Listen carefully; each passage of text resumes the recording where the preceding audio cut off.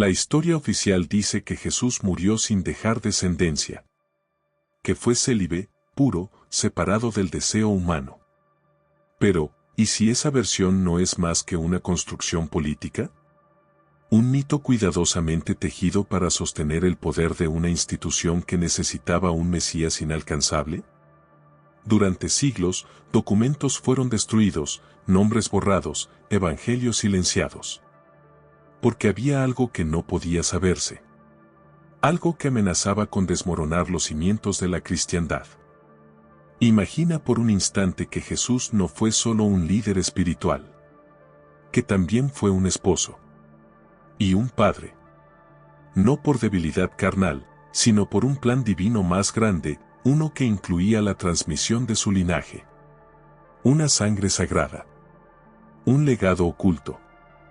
Esta idea, que durante siglos fue considerada herejía, comienza a cobrar fuerza a medida que arqueólogos, historiadores y textos prohibidos comienzan a hablar, y lo que dicen no puede ignorarse. La primera pista no está en Roma, ni en Jerusalén. Está en los márgenes, donde los guardianes de secretos resisten al paso del tiempo. Y todos apuntan hacia un mismo punto: algo fue ocultado. Algo fue suprimido. Y lo que fue suprimido, tal vez sea la verdad más explosiva de toda la historia cristiana. Porque si Jesús tuvo hijos, entonces hay una línea de sangre viva. Un legado que sobrevivió a persecuciones, inquisiciones y guerras. Un linaje que muchos han intentado rastrear y que otros han intentado borrar. Este no es un simple video. Es una excavación. Una búsqueda de lo que fue enterrado a propósito. Y lo que está a punto de emerger, no solo cambia nuestra comprensión del pasado, cambia todo lo que creíamos saber sobre el presente. La historia empieza ahora. Y no hay vuelta atrás. Nazaret. El lugar donde, según los evangelios, todo comenzó. Donde Jesús creció.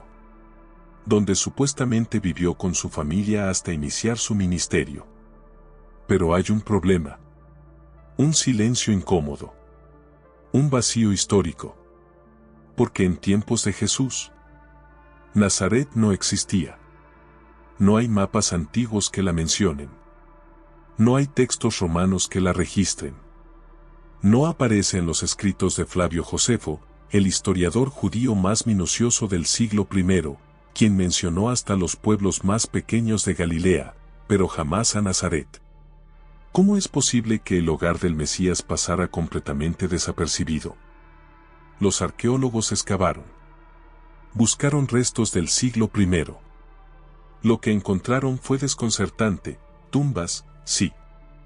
Algunas viviendas esparcidas, tal vez. Pero ninguna evidencia de una aldea habitada en la época de Jesús. Lo que sí encontraron fueron construcciones bizantinas, siglos después, cuando el cristianismo ya era religión oficial, cuando hacía falta crear un lugar para sostener el relato. Entonces, ¿por qué decir que Jesús era de Nazaret? ¿Por qué inventar un pueblo? La respuesta está en una palabra: nazoreo.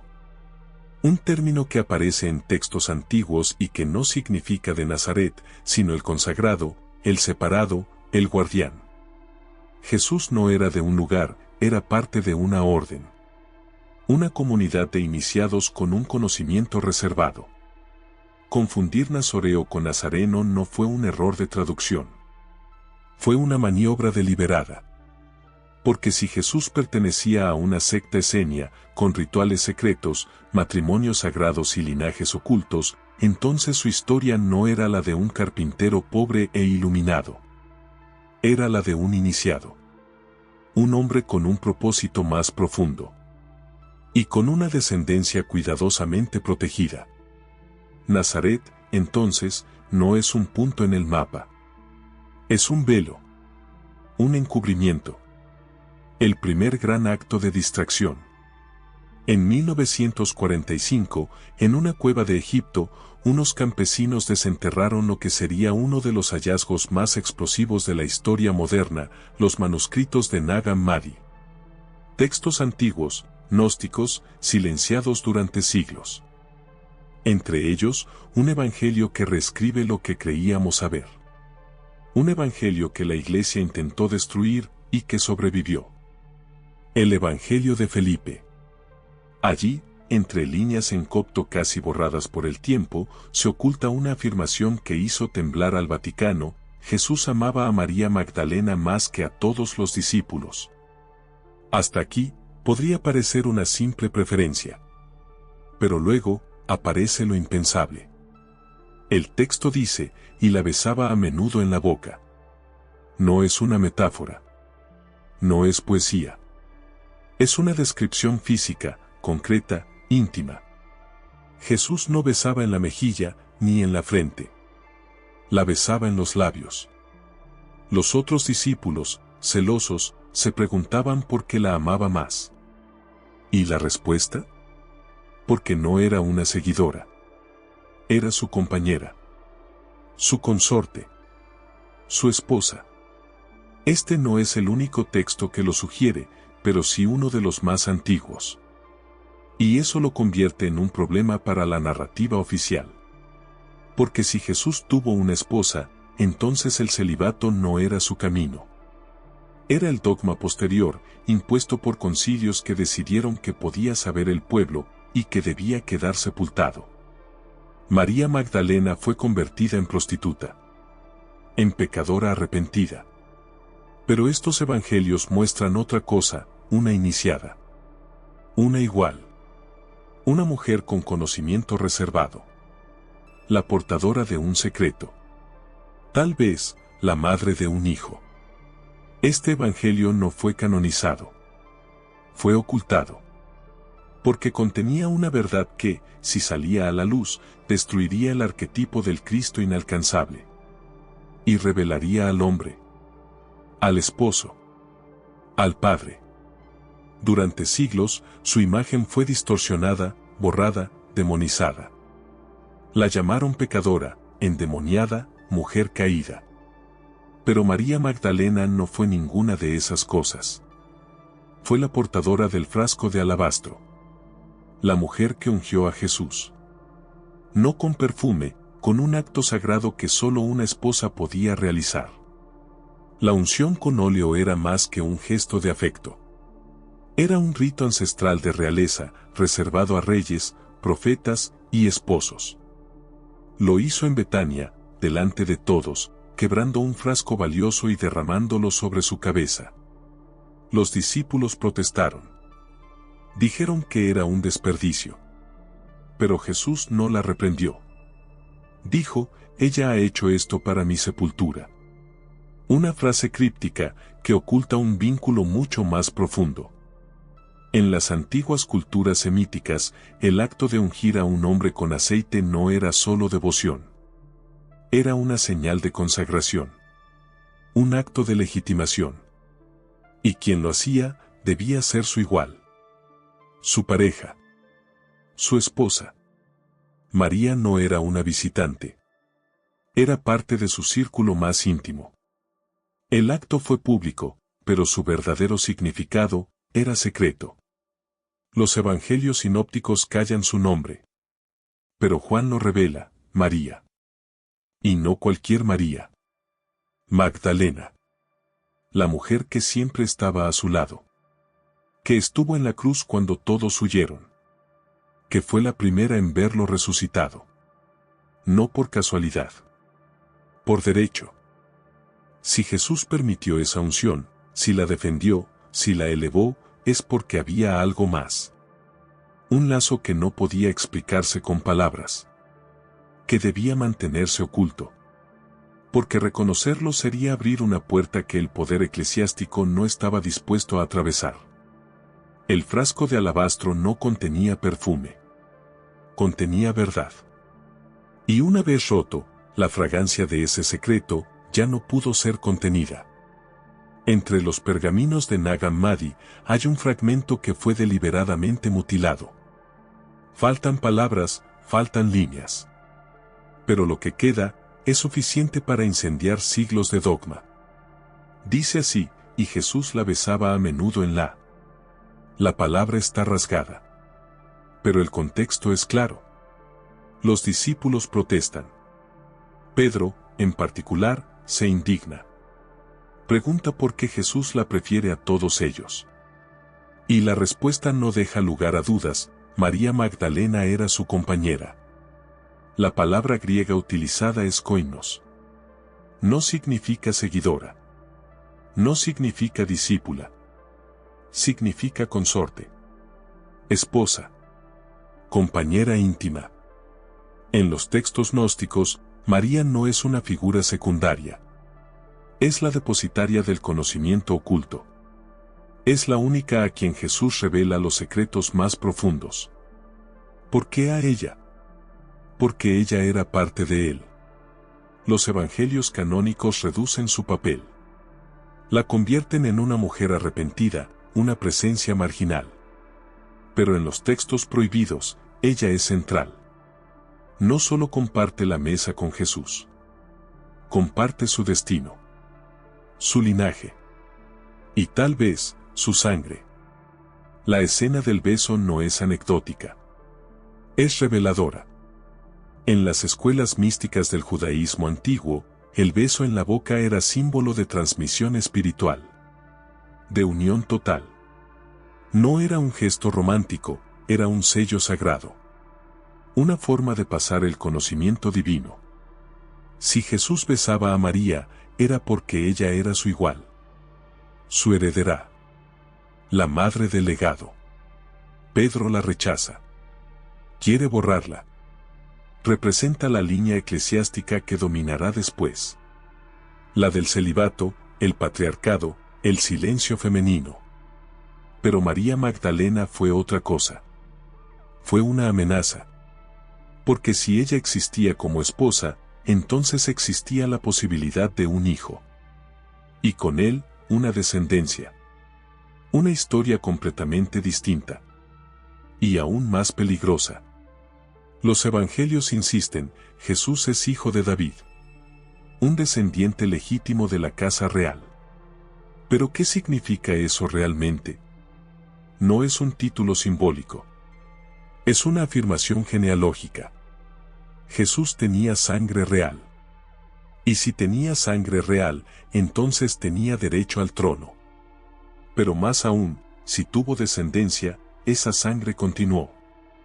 Y con ella, una amenaza directa al poder político y religioso de su tiempo. Los evangelios trazan su linaje a través de José, su padre legal. Pero luego, afirman que nació por intervención divina, sin participación humana. Una contradicción evidente. Si José no fue su padre biológico, entonces la línea de David no tendría sentido. A menos que lo fuera. A menos que el relato del nacimiento virginal fuera una invención tardía. Una estrategia para elevar su figura y eliminar cualquier rastro de humanidad y de descendencia. En el judaísmo del siglo I, el Mesías debía cumplir con condiciones muy claras: debía ser humano, debía ser ungido, y debía venir de la línea de David. Jesús cumplía esas condiciones. Y lo sabían. Por eso lo temían. Por eso lo crucificaron con un letrero que decía Rey de los Judíos. No era una burla. Era una acusación política. Y si era rey, debía tener herederos. Esa era la lógica del mundo antiguo. Los reyes no eran célibes. Los líderes espirituales de las comunidades esenias tampoco. Se casaban. Tenían hijos. Transmitían su linaje no solo por palabra, sino por sangre. Aceptar que Jesús era de la casa de David y negar su posibilidad de descendencia es una contradicción brutal. La idea de un Cristo humano, con esposa e hijos, no era herejía en su tiempo. Era parte del plan. Fue después, cuando el poder eclesiástico necesitó un Mesías divinizado, que la humanidad de Jesús fue erradicada. En un monasterio remoto de Egipto, entre códices copiados por manos cansadas, apareció una carta inquietante. Data del siglo IV. Está escrita en copto, con una tinta casi borrada por el tiempo. Pero una frase resalta entre todas: Jesús y su consorte. 2 palabras. 2 siglos de silencio. Este fragmento, conocido como el Evangelio de la Esposa de Jesús, fue presentado al mundo moderno por la profesora Karen King en 2012. De inmediato, el Vaticano y sus voceros lo atacaron. Dijeron que era falso, que era moderno. Pero los análisis de tinta, papiro y escritura revelaron otra cosa, no era un invento reciente. Era auténtico. Y su contenido, demoledor. En el texto, Jesús habla en primera persona. Se refiere a mi esposa y afirma que ella es capaz de ser su discípula. Las implicancias son explosivas. No es una metáfora. No es alegoría. Es una afirmación directa de una relación real, íntima, matrimonial. Los críticos se apresuraron a enterrarlo, como lo han hecho con todo lo que desafía la versión oficial. Pero los textos gnósticos, los rollos del Mar Muerto y ahora este fragmento, apuntan todos en la misma dirección. Jesús no era célibe. No vivía solo. No predicaba una renuncia a la carne. Vivía en plenitud. Con una pareja. Con un plan familiar. El término consorte no era cualquiera. En la tradición antigua, era la mujer igual al hombre. No una amante. No una seguidora. Una esposa sagrada. Alguien que compartía su estatus espiritual y biológico. Alguien capaz de dar continuidad a su misión y a su sangre. Este códice fue considerado herejía. Pero como todos los textos que incomodan al poder, sobrevivió. Y cada letra que queda, aunque desgastada, es una grieta en la versión oficial. Una grieta por la que comienza a filtrarse la verdad. En 1980, en un suburbio de Jerusalén llamado Talpiot, un grupo de obreros tropezó con una tumba antigua. Hasta aquí, nada inusual. Pero lo que encontraron dentro, desató una tormenta. 10 osarios de piedra caliza, utilizados para guardar restos humanos en tiempos del Segundo Templo. En uno de ellos, el nombre grabado, Jesús, hijo de José. En otro, María. En un tercero, Judá, hijo de Jesús. Las autoridades trataron de minimizarlo. Dijeron que eran nombres comunes. Que no significaba nada. Pero la probabilidad estadística decía lo contrario. Tener todos esos nombres, en esa combinación exacta, en una sola tumba, era prácticamente imposible por azar. Además, el lugar coincidía con las costumbres funerarias de una familia judía del siglo I. No era una tumba simbólica. Era un sepulcro familiar. La presencia del nombre Judá, hijo de Jesús, desata la pregunta que nadie quiere formular: ¿tuvo Jesús un hijo llamado Judá? ¿Fue enterrado junto a él, junto a su madre, junto a su esposa? Esta tumba fue mantenida en secreto porque contradice todo lo que la teología oficial construyó. Los expertos divididos. Los arqueólogos presionados. La iglesia, en silencio. Pero el lugar existe. Los nombres están allí. Las inscripciones son reales. Y lo que sugieren es demasiado perturbador para ignorarlo. Si esa tumba es auténtica, entonces Jesús no solo fue enterrado, fue llorado por su esposa. Fue sobrevivido por su hijo. Y fue recordado por su linaje. La historia no terminó en la cruz. Empezó después, en silencio, bajo tierra, protegida por el olvido. La imagen más poderosa del cristianismo es la cruz. El momento de la muerte. El sacrificio. El final. Pero, ¿y si no fue el final? ¿Y si la crucifixión no fue la conclusión de la historia de Jesús, sino el inicio de un encubrimiento? Un acto político para silenciar a un hombre cuya sangre amenazaba al imperio, y cuya descendencia debía ser eliminada. Los evangelios cuentan que junto a la cruz estaba María Magdalena. Ella no huyó. Ella no negó. Ella presenció. ¿Por qué? Porque tenía un lazo más profundo que el resto.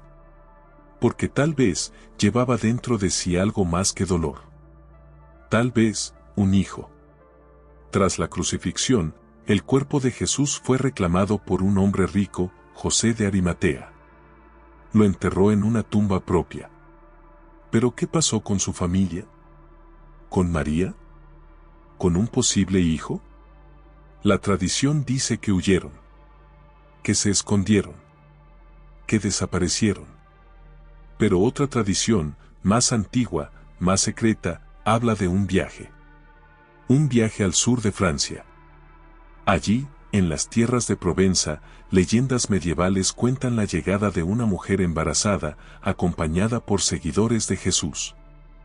La llamaban la santa que vino del mar. No era una monja. Era una madre. Y traía consigo una sangre sagrada. Una vida nueva. Los cátaros, los templarios, las familias nobles de Languedoc, todos custodiaban esa historia como un tesoro.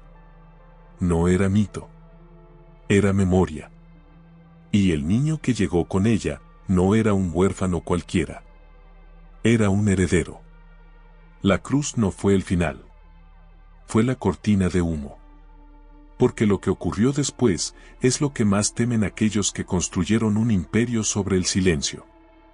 En 1956, una serie de documentos aparecieron misteriosamente en la Biblioteca Nacional de Francia.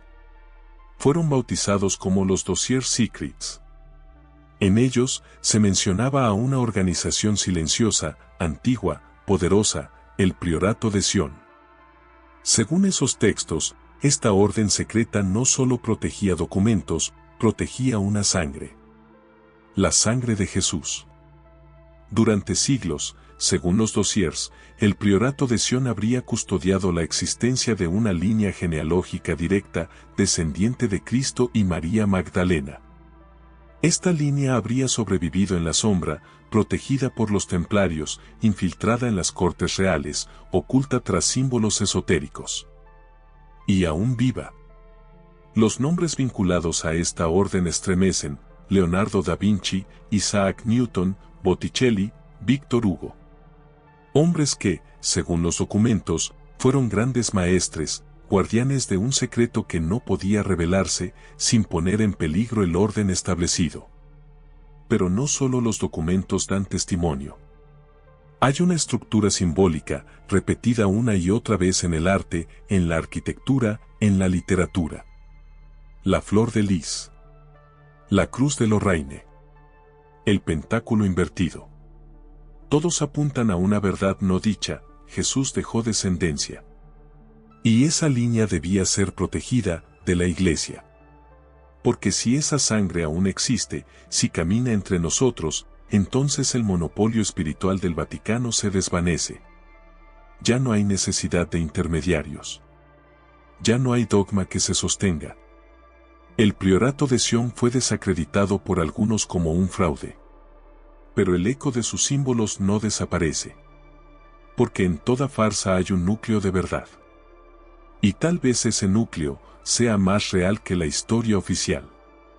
El código silencioso no está escrito en los libros. Está grabado en piedra, en lienzo, en ADN. Y está esperando a ser leído. En la turbulenta Europa medieval, una dinastía surgió con un origen envuelto en misterio: los merovingios. Reyes de Francia, guerreros visigodos, hombres con largas cabelleras sagradas y un símbolo que los distinguía de todos los demás, afirmaban tener sangre divina. Pero no hablaban de una divinidad abstracta. Hablaban de Jesús. Y de un linaje secreto. Las leyendas merovingias narran el nacimiento de su primer rey, Meroveo, como fruto de una unión imposible. Su madre fue fecundada por un ser sagrado en el mar. Metáfora mitológica, sí. Pero detrás de ese simbolismo, muchos vieron otra cosa: la llegada de alguien que portaba una sangre no común. No solo real, sino santa. Las genealogías oscuras de los merovingios se entrelazan con las de ciertas familias judías llegadas a Europa desde Palestina. Mujeres de Oriente, niños nacidos en secreto, protegidos por monjes y nobles que sabían demasiado. ¿Quiénes eran? ¿De dónde venían? ¿Por qué su linaje fue perseguido y su reino finalmente destruido por la Iglesia? Los merovingios fueron eliminados del poder con una excusa política, pero detrás hubo algo más. El Vaticano jamás toleró una realeza que no se subordinara a su autoridad. Y mucho menos una que afirmara descender de Cristo. Si era cierto, su existencia era una amenaza viva. Si era falso, ¿por qué exterminarlos con tanta saña? La respuesta está en lo que representaban, una línea de sangre que desmentía el dogma. Una prueba viviente de que Jesús no ascendió para siempre al cielo, sino que dejó su legado en la tierra. En forma de carne. De hijos. De reyes. Los merovingios no fueron solo una casa real. Fueron custodios de un secreto que la historia oficial intentó borrar. Pero las leyendas persistieron. Y con ellas, el rumor implacable de una sangre que no se extinguió. En un pequeño pueblo del sur de Francia, Rennes-le-Château, un cura humilde llamado Berenguer Sauniere hizo un hallazgo que cambió su vida. Y desató una cadena de secretos que aún hoy inquieta a los investigadores. Sauniere, sin explicación alguna, pasó de la pobreza absoluta a una riqueza imposible. Remodeló la iglesia con símbolos esotéricos. Construyó una torre llamada Magdalena. Mandó grabar frases misteriosas. Y lo más extraño, selló documentos, enterró cofres, compró silencio. ¿Qué encontró Sauniere en su altar? ¿Por qué, después de ese hallazgo, ya nada fue igual? Muchos creen que descubrió una genealogía. Un documento que probaba la existencia de un linaje directo de Jesús.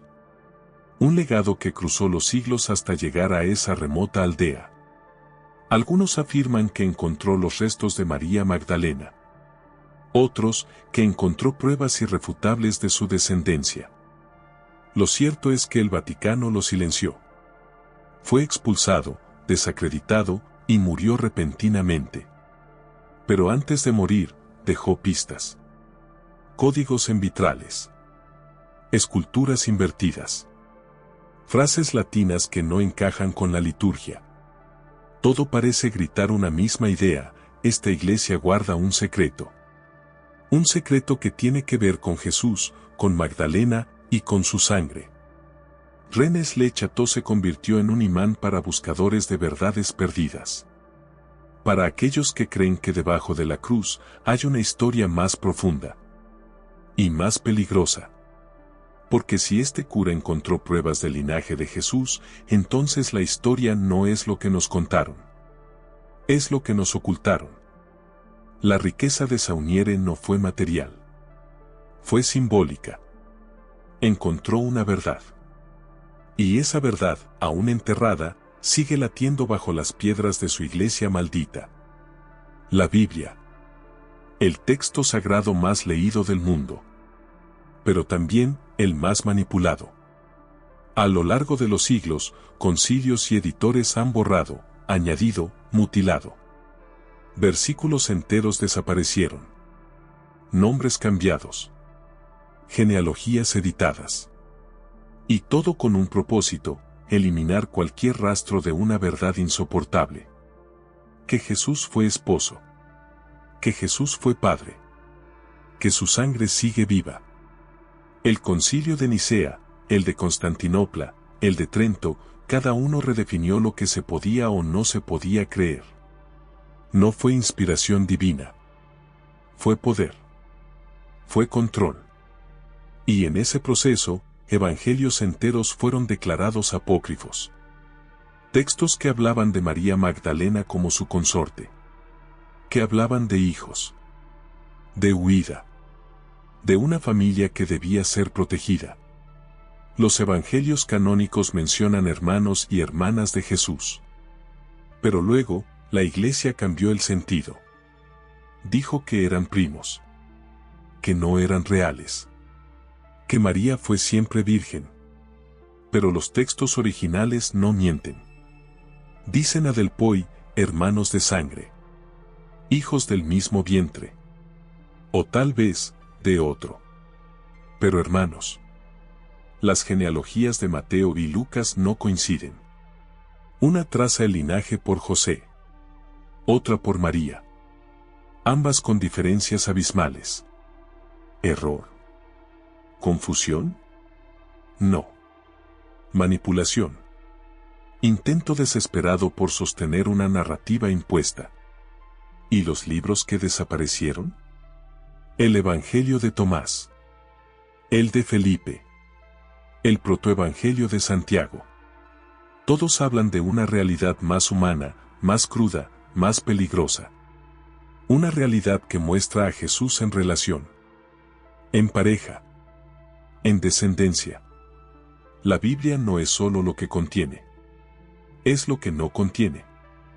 Es lo que fue arrancado, tachado, olvidado. Y en esos huecos, en esos silencios, está la verdad que nunca quisieron que leyeras. Año 325. Concilio de Nicea. Un grupo de hombres, vestidos de púrpura y oro, decide lo que millones deberán creer por siglos. Allí no solo se definió la divinidad de Cristo, también se construyó su soledad. Fue el inicio del dogma del celibato. No porque Jesús lo hubiera enseñado, sino porque convenía. En los primeros siglos del cristianismo, los seguidores de Jesús eran diversos. Algunos lo veían como humano divinizado. Otros, como divino hecho humano. Algunos lo veían casado, con familia. Pero en Nicea, el emperador Constantino tenía un objetivo: unificar, controlar. Y para eso, necesitaba un Cristo único, separado, sin ataduras terrenales. Así nació el mito del Cristo célibe. La imagen del hombre solo, sufriente, sin deseo, fue una construcción política. Una forma de hacer a Jesús más parecido a un dios romano. Más útil para el nuevo imperio cristiano. La idea de que el Salvador tuviera esposa, hijos, una vida familiar, era intolerable. No por teología, por poder. Desde entonces, el celibato se convirtió en símbolo de pureza, de entrega total. Pero no fue lo que Jesús enseñó.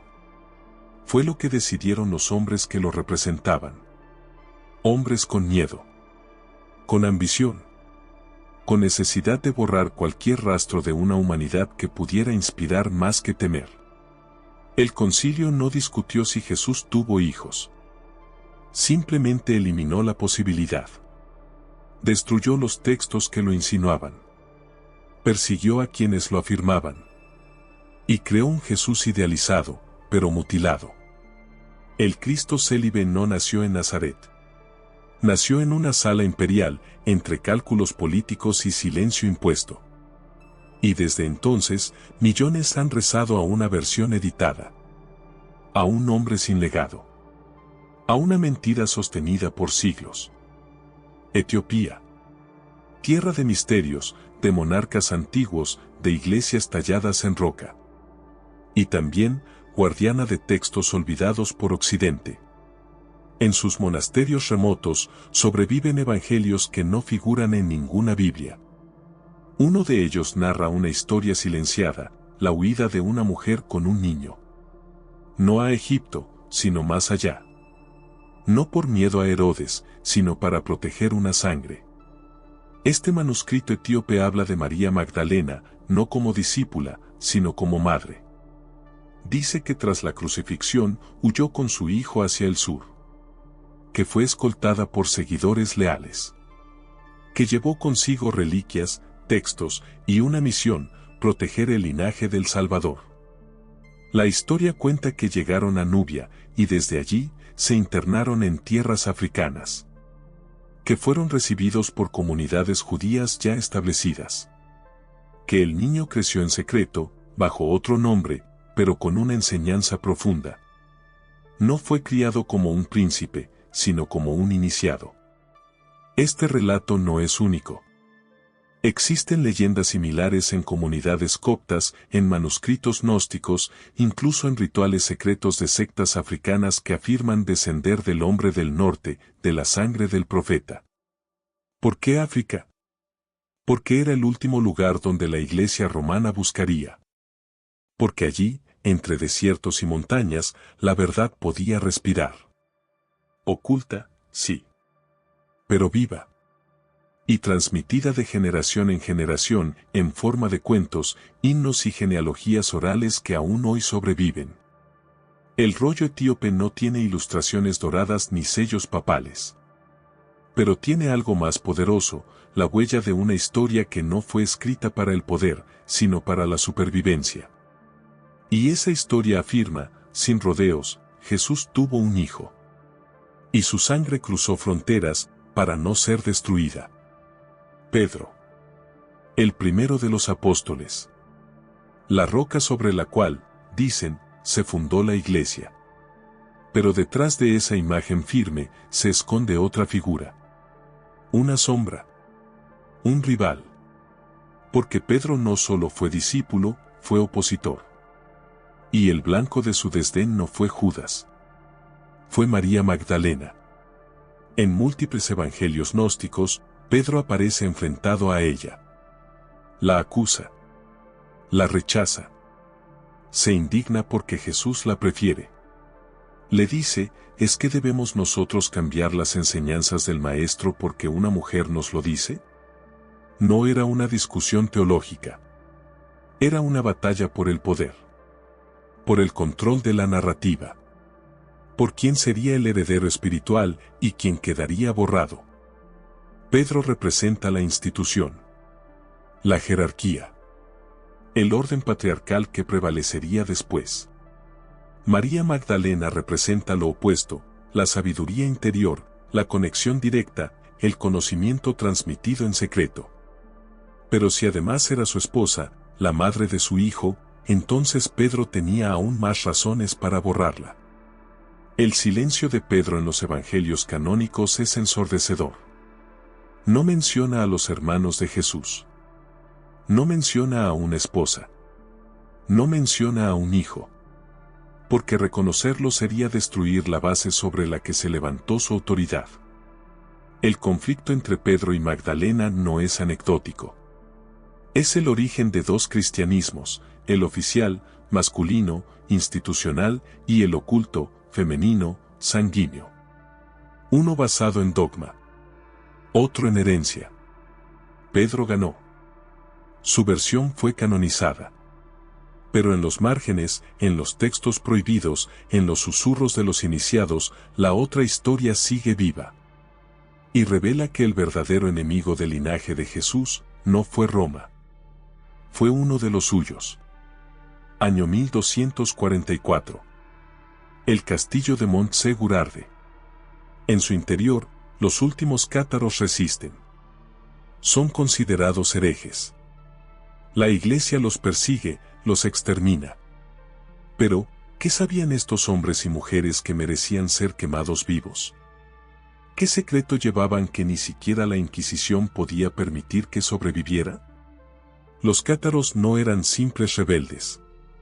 Eran guardianes de una tradición antigua, gnóstica, distinta del cristianismo oficial. Creían en dos mundos, el material, corrompido, y el espiritual, puro. Pero también creían en un Cristo humano. Un hombre que vivió, amó, y dejó descendencia. En sus enseñanzas, María Magdalena no era una pecadora. Era la Sofía. La sabiduría encarnada. La compañera del Salvador. La portadora de su semilla divina.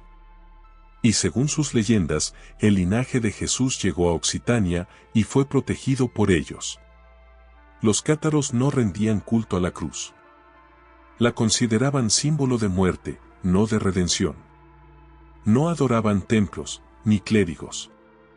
Creían en la transmisión directa de conocimiento, de maestro a discípulo, de sangre a sangre. Por eso, eran una amenaza. Porque su Cristo no necesitaba intermediarios. Y su mensaje revelaba que la Iglesia había usurpado su lugar. Antes de que Montsegur cayera, 4 cátaros escaparon con un tesoro. Nunca fue hallado. Algunos dicen que eran manuscritos. Otros, reliquias. Pero hay quienes creen que llevaban algo más, documentos que probaban la existencia de la sangre sagrada.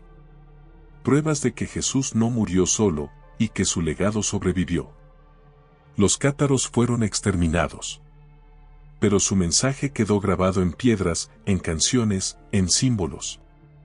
Y cada vez que alguien menciona la posibilidad de un linaje de Cristo, su fuego vuelve a encenderse. Entre los textos más silenciados por la Iglesia está el Evangelio de Felipe. No es una colección de milagros ni de parábolas. Es un texto íntimo, críptico. Y en sus líneas se encuentra la frase más comprometida de todas, y la compañera del Salvador es María Magdalena. La palabra que utiliza no es alegórica. Es precisa. En copto, el término es koinonos. No discípula. No seguidora. Compañera. Una palabra que, en las escuelas esotéricas del judaísmo, se usaba solo para referirse a una esposa consagrada. El texto no se detiene ahí. Habla de un misterio del matrimonio sagrado. De una unión que va más allá del cuerpo. Una fusión espiritual, destinada a engendrar no solo hijos físicos, sino una nueva estirpe de iniciados. Pero en el caso de Jesús y María, la implicancia es literal. Si eran compañeros, si compartían el rito del conocimiento, también compartían la carne. Y con ella, la sangre. El Evangelio de Felipe dice que Jesús amaba más a María que a los otros discípulos. Que la besaba. Que ella era la que siempre caminaba con él. No como sirvienta. No como discípula. Como esposa. Como igual. Este Evangelio fue destruido, perseguido, omitido de todos los cánones. Porque si es cierto, entonces el celibato de Jesús es un mito. Entonces María no fue una pecadora, sino la primera madre de la nueva alianza. La portadora de un hijo que debía ser protegido del mundo. El Evangelio de Felipe es una pieza clave del rompecabezas. No por lo que dice, sino por lo que la Iglesia hizo para enterrarlo. Y en ese silencio, en esa censura, se escucha con más fuerza una verdad que nunca pudieron borrar del todo.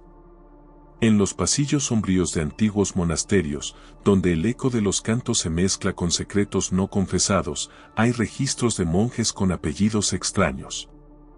Nombres que no figuran en ninguna genealogía oficial, pero que aparecen una y otra vez en manuscritos ocultos, en cartas privadas, en diarios no destinados a ser leídos. Todos comparten algo, descendencia sospechosa, rasgos orientales, y una historia familiar envuelta en silencio. Algunos fueron enviados desde pequeños. Otros, abandonados en conventos bajo la protección de abades que sabían demasiado. Crecieron en claustros, lejos del mundo, educados en textos que los preparaban para algo. Algunos fueron iniciados en órdenes secretas. Otros se perdieron en la rutina monástica. Pero unos pocos dejaron pistas. Uno de esos manuscritos, hallado en un convento del sur de Italia, habla de un niño de cabello oscuro y ojos penetrantes, traído por una mujer herida que murió al llegar. El abad escribió: «Este niño no es de este mundo. Su sangre arde». Nunca fue adoptado. Nunca fue registrado. Pero se convirtió en monje. Y en sus textos, firmaba con un símbolo en forma de pez, entrelazado con un útero. ¿Qué escondían estos monjes? ¿Por qué sus nombres eran eliminados de los registros oficiales? Porque algunos de ellos, quizás sin saberlo, portaban una herencia inaceptable. Una línea de sangre que, si se confirmaba, haría temblar la estructura de la Iglesia desde sus cimientos. La historia oficial los llamó bastardos, huérfanos, locos. Pero entre ellos, corría otro nombre, una palabra prohibida: Yeshua. Porque sabían, en lo más profundo de su ser, que su sangre venía de alguien más grande que cualquier papa. De alguien cuya historia fue cortada, pero no extinguida. Un símbolo antiguo, discreto, aparentemente inocente, una rosa. Otra, más directa, la cruz. Pero cuando se entrelazan, se convierten en algo más. La rosa cruz. Un emblema que, durante siglos, ha sido el estandarte de alquimistas, místicos y sociedades secretas.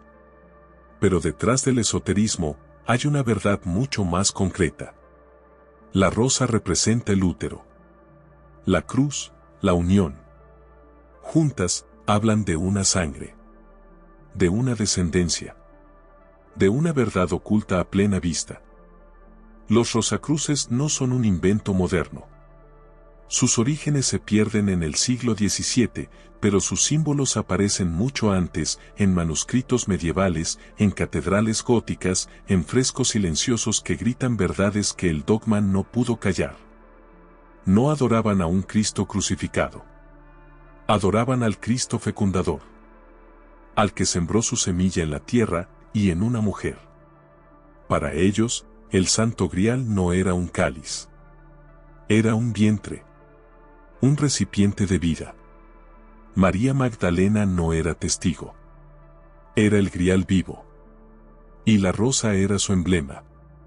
Una flor cerrada, protectora, fértil. El símbolo del linaje que debía florecer en secreto, protegido por la cruz de silencio que lo rodeaba. Los rosacruces dejaron pistas por toda Europa. Criptogramas, grabados, estructuras matemáticas escondidas en iglesias. Todos apuntan a una misma idea: hubo una herencia. Hubo una sangre. Y aún vive. El Vaticano los persiguió. Los acusó de brujería. Pero nunca pudo destruirlos.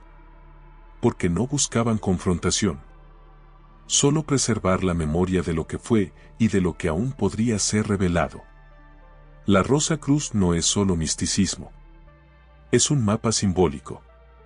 Un mensaje codificado para quienes estén dispuestos a mirar más allá de la cruz y ver la rosa que late en su centro. En las áridas colinas de Qumrán, donde el viento susurra secretos en lengua antigua, fueron hallados unos rollos que cambiaron todo. Los manuscritos del Mar Muerto. Escritos por una comunidad esenia que vivió aislada, esperando la llegada del Mesías. Pero en esos textos no aparece un solo ungido, aparecen dos. Uno sacerdotal. Y otro, real. Un Mesías de sangre. De linaje. De carne. Entre los fragmentos, hay uno que habla de el niño del trueno, una figura profética que debía continuar la obra del Maestro. No un discípulo. No un espíritu. Un descendiente. Un heredero biológico que encarnaría la justicia en la tierra. Un hijo. Los esenios practicaban rituales de purificación, pero también creían en la familia, en la procreación espiritual y física. Jesús no fue ajeno a ellos. Sus enseñanzas, sus símbolos, sus silencios, resuenan con la tradición esenia. ¿Y si ese niño del trueno fue su hijo? ¿Y si la comunidad de Qumrán lo protegió tras la crucifixión? Los textos hablan de una mujer vestida de rojo, de un niño oculto en una cueva, de un futuro Mesías que vendría no del cielo, sino de la tierra. De la sangre. Y que sería perseguido por los poderes corruptos, tanto religiosos como políticos. Los rollos fueron ocultados por siglos. Redescubiertos apenas en el siglo XX.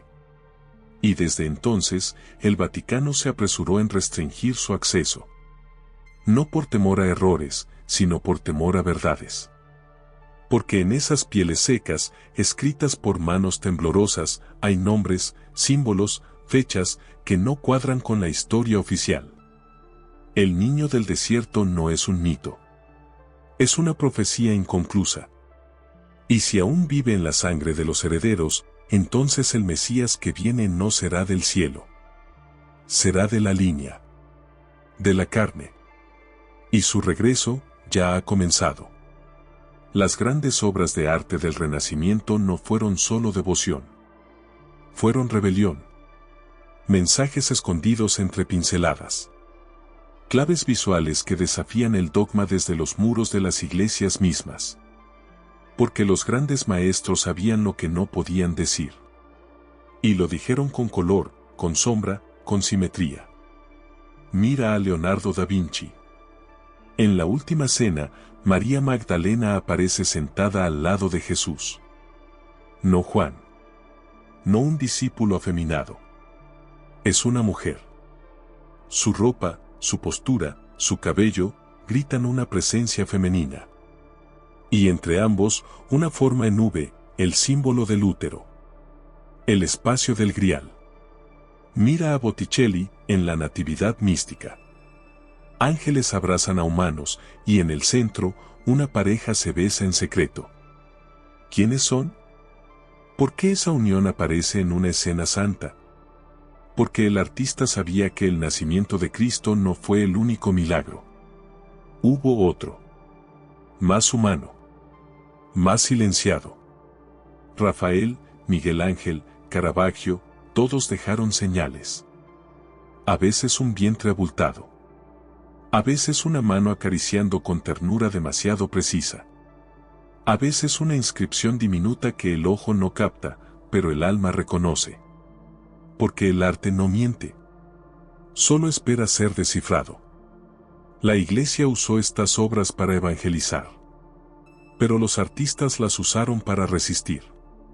Para conservar la historia que fue borrada de los textos, pero no del alma. Porque sabían que Jesús no vino solo a predicar. Vino a amar. A unir. A dejar herencia. Y en los márgenes de cada lienzo, en los pliegues de cada túnica, en los rostros de mujeres con miradas melancólicas, está el grito silenciado de una verdad pictórica: hubo descendencia. Y el arte la preservó. La genética no miente. No cree en dogmas, no obedece concilios. Solo revela. Y lo que ha comenzado a revelar amenaza con cambiarlo todo. Porque hay rastros de linajes antiguos que no encajan en ninguna genealogía conocida. Grupos familiares en Oriente Medio, en el sur de Francia, incluso en Escocia, que comparten una huella genética distinta. Singular. Persistente. Y cuando los científicos comparan sus muestras, aparece un patrón. Un ADN que podría ser de una línea mesiánica. En los osarios de Talpiot se extrajeron restos. Se intentaron pruebas. Pero los permisos fueron bloqueados, los estudios suspendidos. ¿Por qué? ¿A qué le temen? A que la ciencia haga lo que la historia no pudo, probar que Jesús tuvo un hijo. Y que su linaje no solo sobrevivió, sino que sigue vivo. Hay apellidos antiguos que han mantenido registros genealógicos que se remontan, en secreto, a la Galilea del siglo I, familias que, durante generaciones, han transmitido la idea de que su sangre proviene del Maestro. Nunca lo dijeron en público. Pero lo guardaron como un fuego sagrado. Y ahora, con la genética moderna, están más cerca que nunca de confirmar lo imposible. Pero no todos celebran esta posibilidad.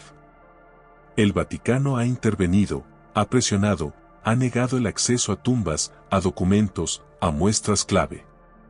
Porque si se confirma que hay una línea de sangre de Jesús, entonces el cristianismo como lo conocemos se derrumba. No por falta de fe, sino por exceso de verdad. La genética no necesita fe. Solo necesita tiempo. Y el tiempo está del lado de la sangre. De la carne. De lo que fue ocultado bajo siglos de teología. El código genético no se puede excomulgar. Y un día, hablará. Entre los pliegues oscuros de la Biblia oficial, sobreviven huellas de algo que nunca debió ser encontrado. Porque entre los libros que fueron eliminados, considerados apócrifos, hay genealogías distintas. Listas de nombres, líneas de descendencia que se atreven a ir más allá de la cruz. y que sugieren una idea devastadora: Jesús sí tuvo herederos. Y sus nombres fueron borrados. En el Evangelio de los Hebreos, en el de los Nazarenos, incluso en textos esotéricos de los primeros cristianos gnósticos, se habla de hijos del Maestro. No en forma simbólica. Como realidad. Como carne. Como continuidad. Hay fragmentos que mencionan a un hijo del justo.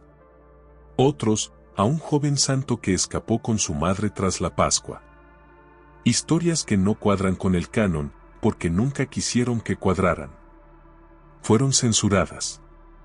Literalmente arrancadas de los códices.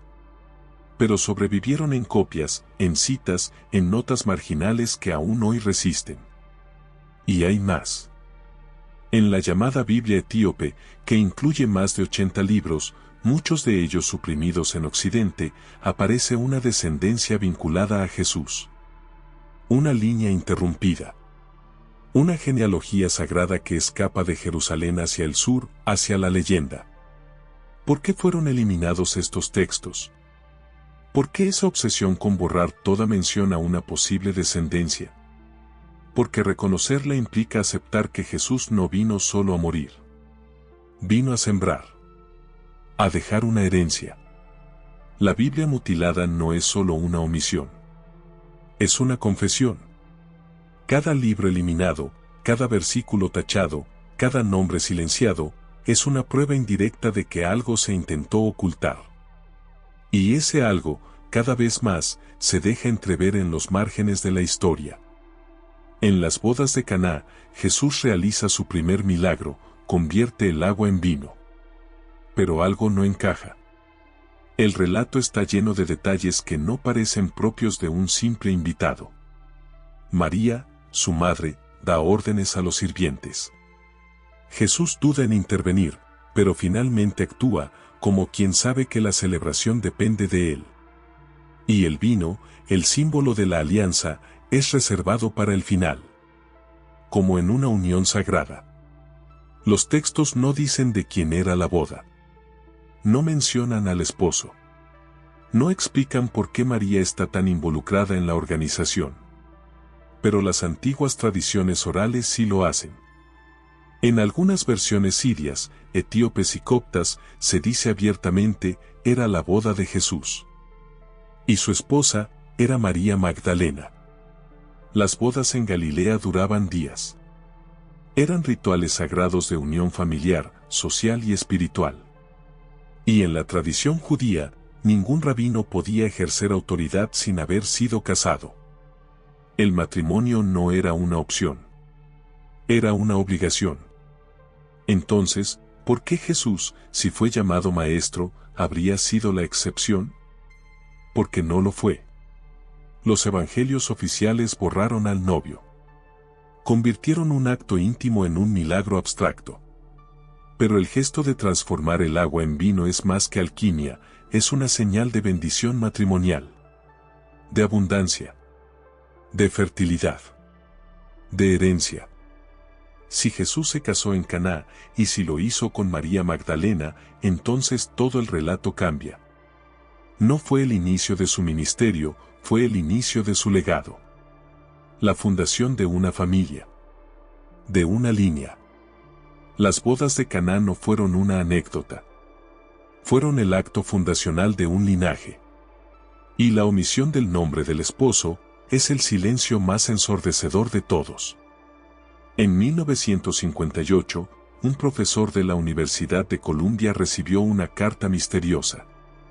Decía haber sido escrita por un sacerdote del monasterio de Mar Saba, cerca de Jerusalén. Dentro, había una copia de un fragmento que cambiaría para siempre la percepción de los evangelios, el Evangelio secreto de Marcos. Este texto, desconocido para el mundo moderno, presentaba episodios que no aparecen en el Evangelio de Marcos que todos conocemos. Uno de ellos describe a Jesús enseñando a un joven en una casa por la noche, desnudo, envuelto solo en una tela. Otro, más críptico aún, habla de una iniciación en el misterio del reino de Dios que debía mantenerse en secreto, fuera del alcance de los no iniciados. Pero lo más perturbador no era el contenido. Era lo que sugería. Que había un evangelio dentro del evangelio. Una versión esotérica, oculta, solo para los cercanos. Y en esa versión, el rol de María Magdalena y de un posible linaje cobraban un nuevo sentido. Porque el reino de Dios no era solo espiritual. Era una estructura viva, orgánica, familiar. El evangelio secreto de Marcos fue de inmediato tildado de falso por los voceros oficiales. Pero expertos en paleografía confirmaron la autenticidad del estilo, la antigüedad del vocabulario. La carta fue escrita por Clemente de Alejandría, uno de los padres de la Iglesia. Y él mismo decía que esta versión secreta debía mantenerse fuera del alcance de los no preparados. ¿Por qué? Porque hablaba de una relación, de un cuerpo, de una unión, y de una transmisión que no era solo de palabras, sino de sangre. El evangelio secreto no fue suprimido por error. Fue enterrado porque contenía la llave. Y quien la encuentre, no solo leerá otro texto, leerá otra historia. En escudos, vitrales y manuscritos medievales aparecen símbolos repetidos, casi obsesivos, estrellas de 5 puntas, lirios entrelazados, cruces duplicadas. Pero en algunos, hay algo más sutil. Una rosa escondida. Una lágrima dorada. Un pez en posición vertical. No son decoraciones. Son marcas de sangre. De una herencia que no podía nombrarse, pero que debía recordarse. Porque las familias reales de Europa escondieron un secreto, muchas afirmaban descender de Cristo. Los escudos heráldicos de ciertos linajes franceses, escoceses e incluso ibéricos muestran símbolos asociados al cristianismo primitivo, pero en contextos inusuales. Escudos con letras hebreas. Con árboles de 12 ramas. Con cruces que rodean un grial. No es fe. Es identidad. Identidad heredada. Los merovingios, los Plantagenet, incluso algunos borbones, afirmaban de forma velada tener sangre distinta. Sangre real y sagrada. No lo decían abiertamente. Lo protegían. Lo cifraban. Porque sabían que decirlo era firmar una sentencia de muerte. La Iglesia jamás toleraría la existencia de un linaje vivo de Cristo. Pero los símbolos hablan. En las crónicas secretas de la Orden del Temple, en los libros prohibidos de los alquimistas, incluso en los sellos personales de algunos reyes, aparecen señales inconfundibles, un linaje oculto, protegido. Casi exterminado, pero jamás roto. ¿Eran todos impostores? ¿Místicos delirantes? ¿O portadores de una verdad que solo podía sobrevivir si se disfrazaba de mito? Los escudos heráldicos no solo protegían a sus portadores. También protegían una historia enterrada bajo siglos de silencio. Y cada vez que alguien los descifra, una parte de esa historia vuelve a respirar. En las tierras altas de Escocia, entre castillos en ruinas y leyendas susurradas por el viento, hay clanes antiguos que guardan una historia distinta. No hablan de santos. No veneran papas. Hablan de un hombre del sur, de sangre caliente, que cruzó el mar con su madre, perseguido por quienes temían su nombre. Y lo llaman por su verdadero título, el Hijo del Hombre. Estas historias no nacieron con Dan Brown. Llevan siglos en boca de los ancianos. Algunos clanes, como los Sinclair, los MacLeod, los Douglas, tienen registros que se remontan al siglo I, crónicas que mencionan a una mujer pelirroja llegada en barco, con un niño en brazos. Aseguran que fueron recibidos por druidas y protegidos. En los archivos de Racine Chapel, construida con una simbología que desafía toda lógica cristiana, hay referencias a una línea de luz. Y en sus vitrales, ocultos entre ángeles y demonios, hay un niño con una estrella en la frente. No es un símbolo cualquiera. Es una marca. Un aviso. La tradición oral escocesa es clara, la sangre de Cristo no murió en Jerusalén. Fue llevada lejos. Fue mezclada con sangre celta. Y fue escondida en lugares que la Iglesia jamás podría alcanzar. Los templarios sabían esto. Por eso construyeron fortalezas en el norte. Por eso protegieron a ciertas familias con fervor casi religioso. Porque sabían que entre ellos podía latir el corazón de una verdad prohibida. La historia oficial los llama mitos. Fábulas. Pero los escoceses no lo creen. Y en cada rito, en cada piedra grabada, en cada nombre heredado, se escucha un eco sagrado: la sangre real no se extinguió. Se dispersó. Y aún hoy, respira en las Highlands. En las sombras del templo, lejos de los sermones y las parábolas, hubo un ritual. No escrito. No narrado. Solo sugerido en los textos más crípticos. Un acto sellado entre Jesús y María Magdalena. Un matrimonio sagrado. No como unión civil. Como pacto esotérico. Como fusión de sangre y espíritu. Este ritual no era nuevo. Venía de las tradiciones más antiguas del judaísmo místico. El Yeros Gamos, la unión sagrada, que no solo unía a dos cuerpos, sino a dos linajes. Dos misiones. Dos destinos. Y lo que surgía de esa unión no era solo un hijo. Era un símbolo. Una señal de continuidad divina. Los evangelios gnósticos insinúan este rito. Hablan de una habitación privada. De una preparación con óleos.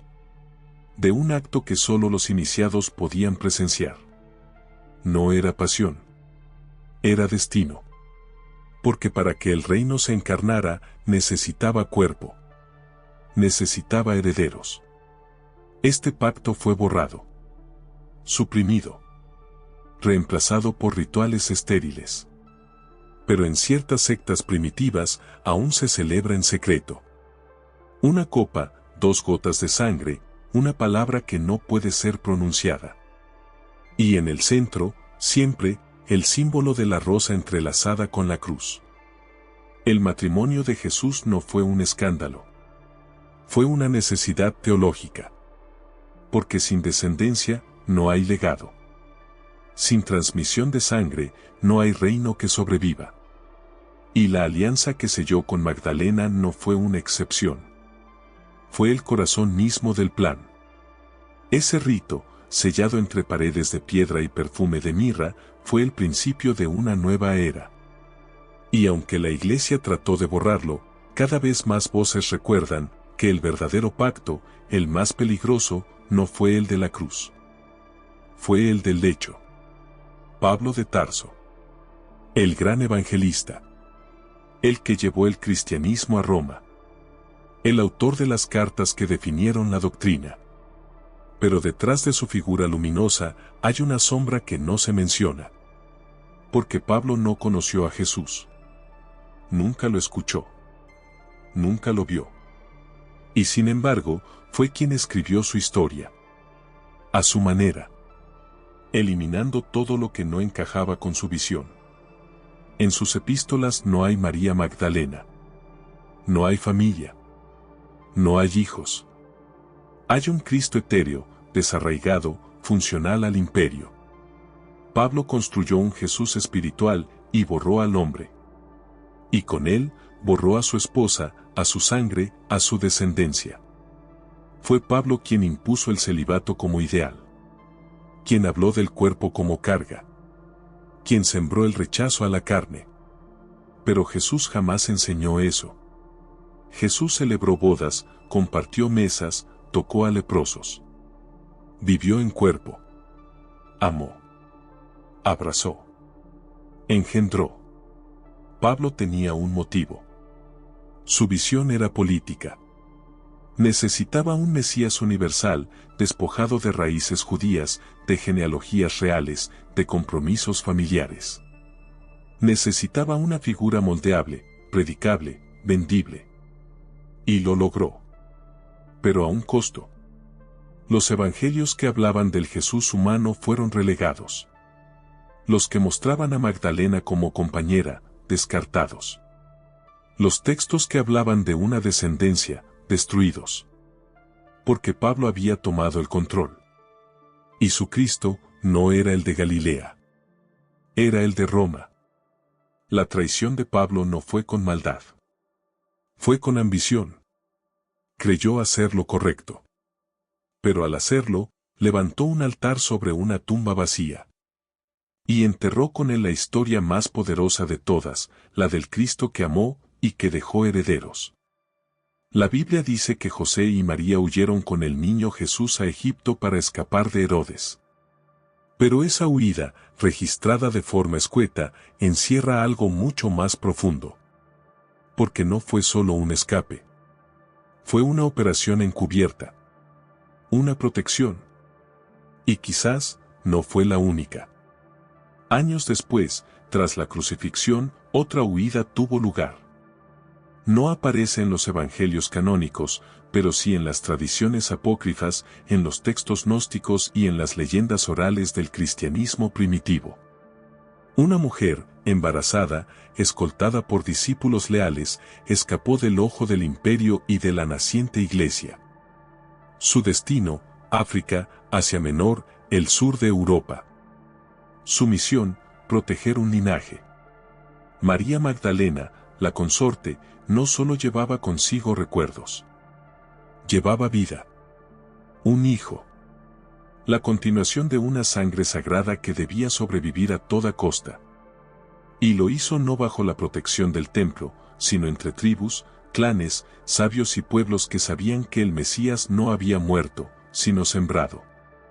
Las huellas de esa segunda huida están en frescos olvidados, en manuscritos coptos, en cantos medievales.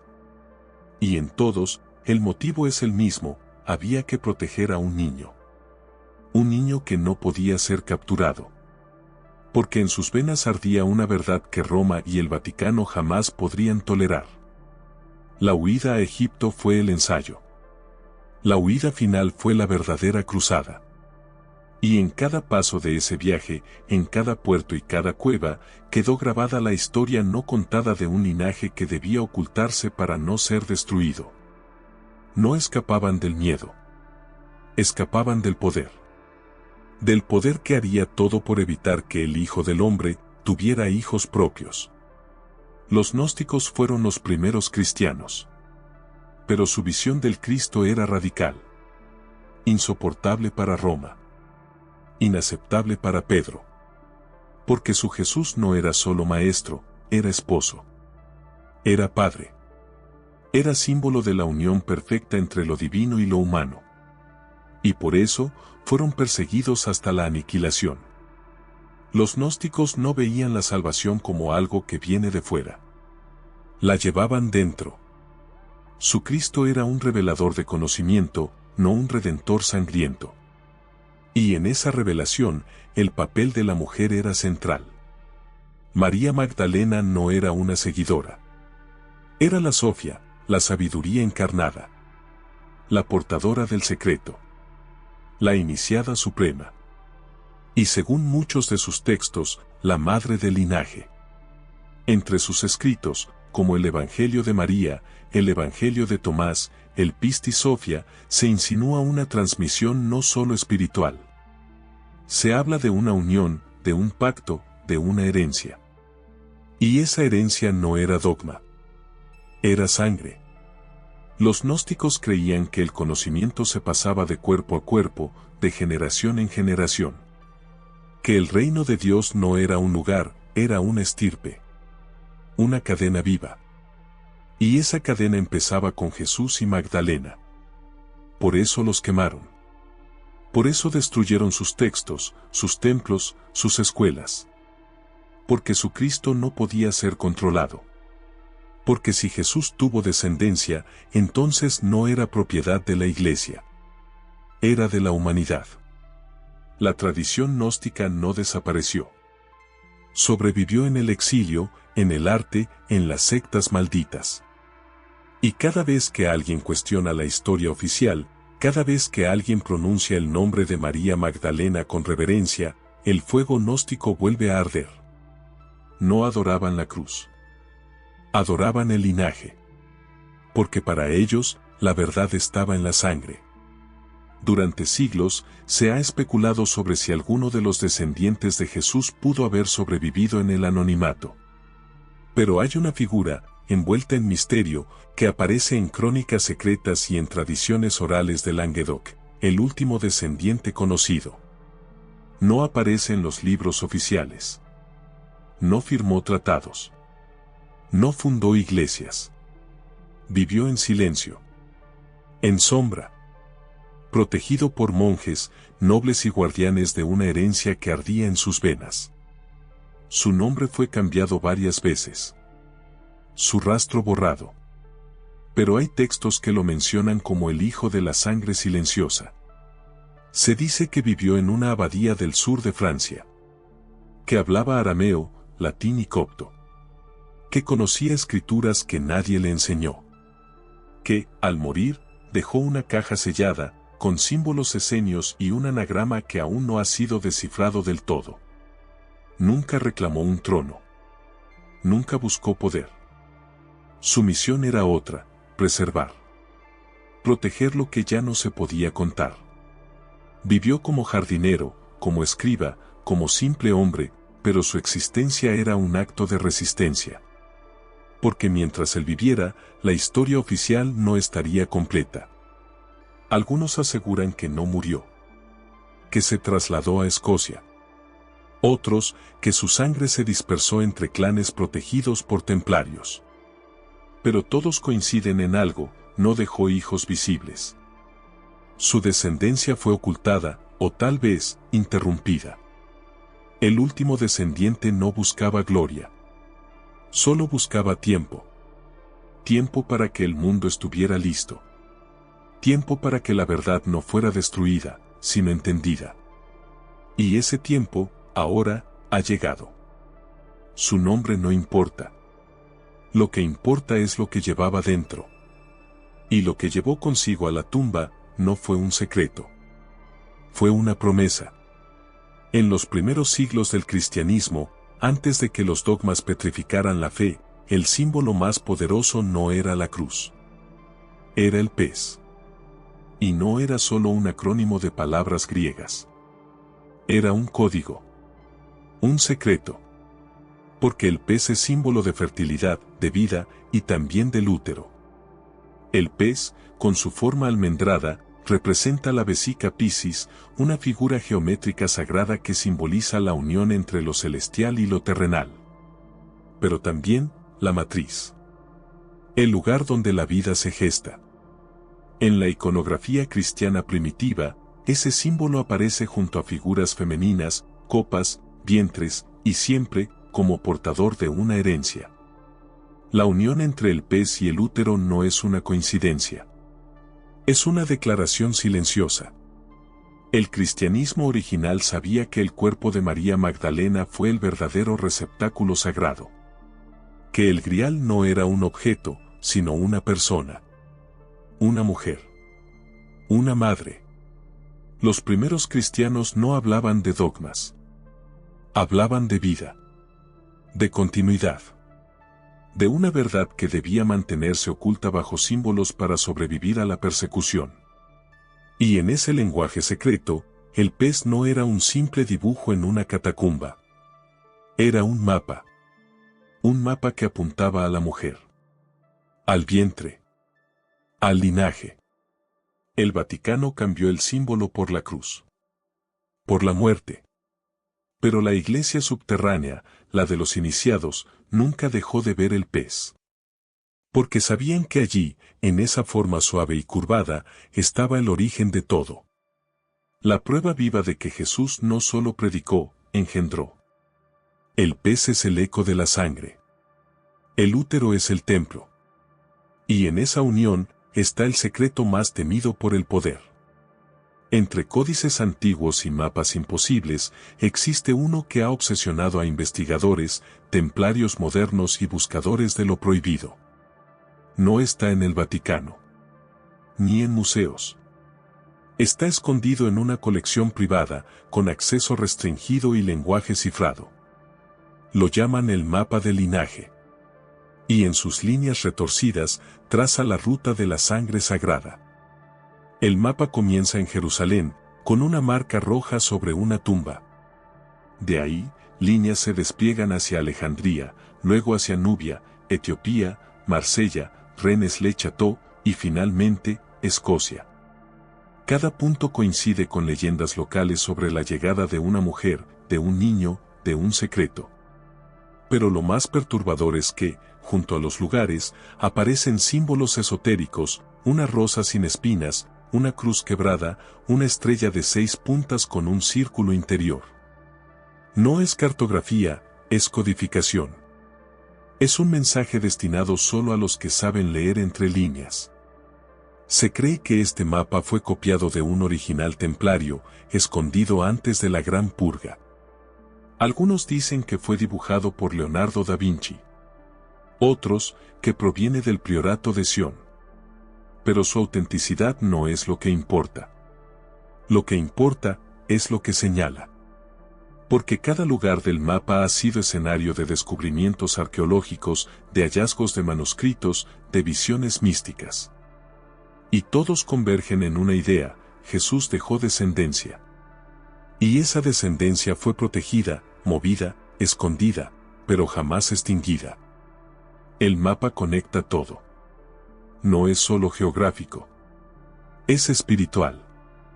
Es la prueba visual de una conspiración milenaria. Y quienes lo poseen, lo saben. Por eso han arriesgado todo para mantenerlo oculto. Pero la verdad no puede ser contenida para siempre.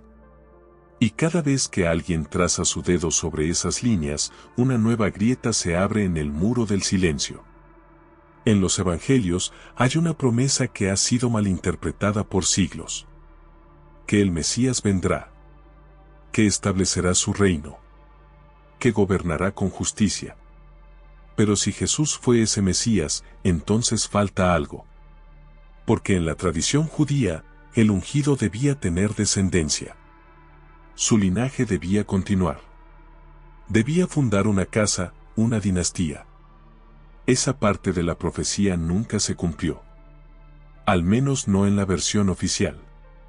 Pero en los textos gnósticos, en las crónicas esenias, en las genealogías apócrifas, se habla de una línea interrumpida. De una familia que fue ocultada. De una herencia que aún aguarda su manifestación. Los profetas no hablaban de un Salvador solitario. Hablaban de un linaje de redentores.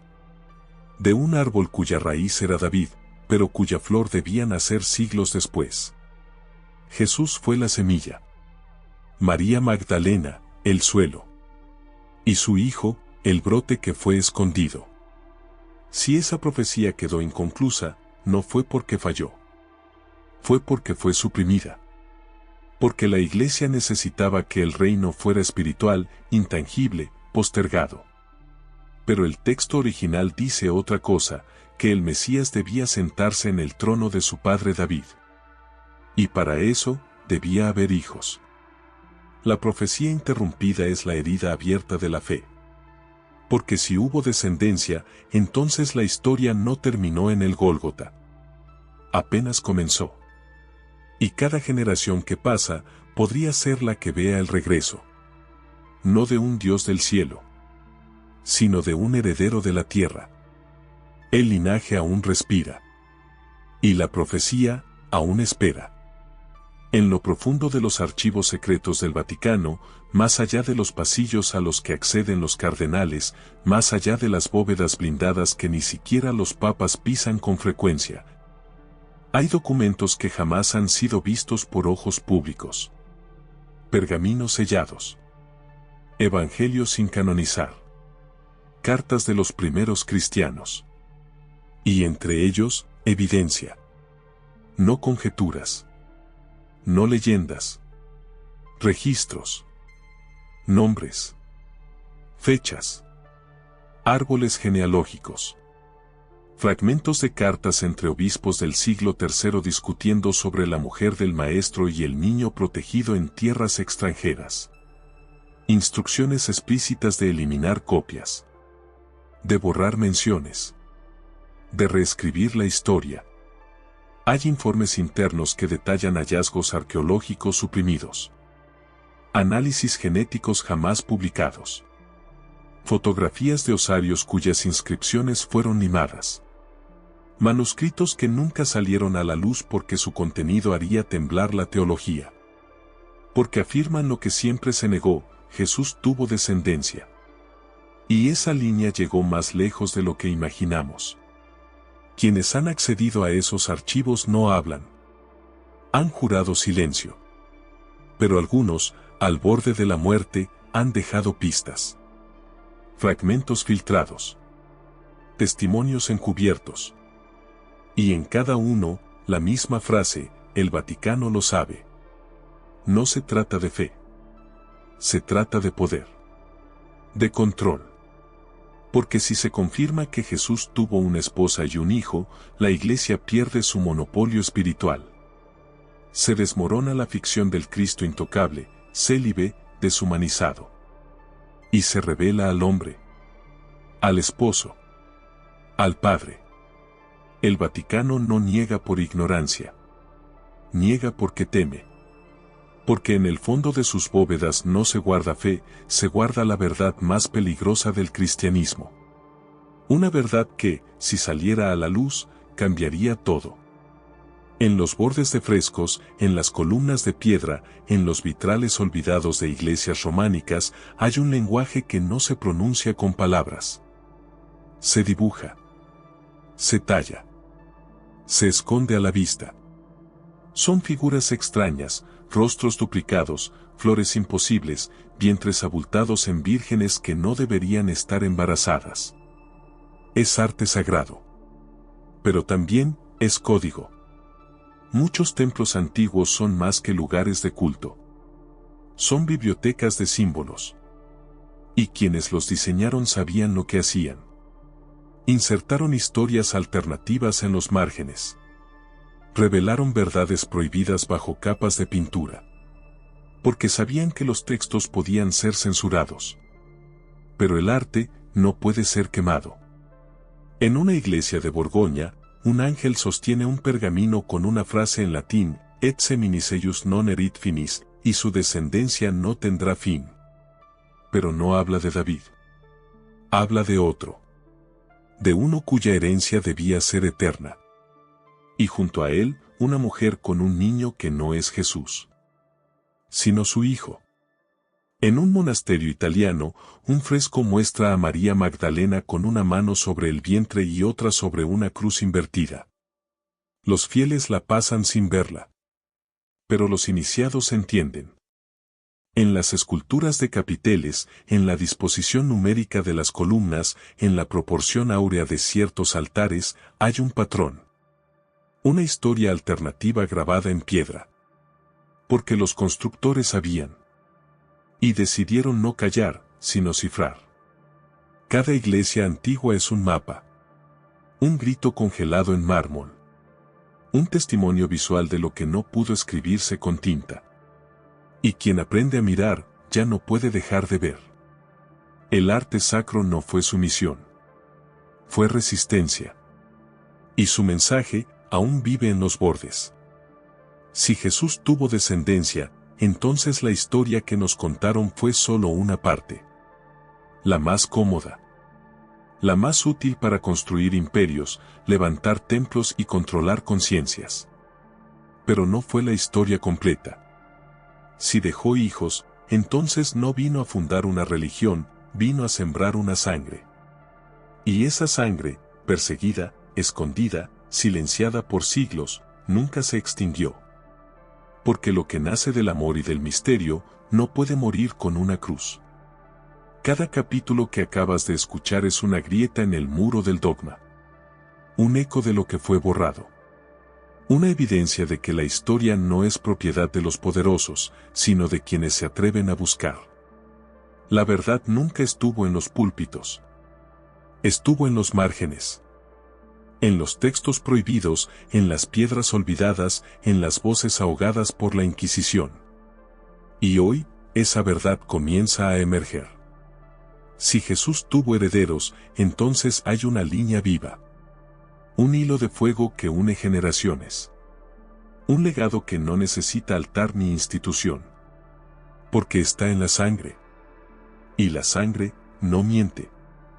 Por eso, si este video te ha mostrado algo que nunca te atreviste a imaginar, suscríbete.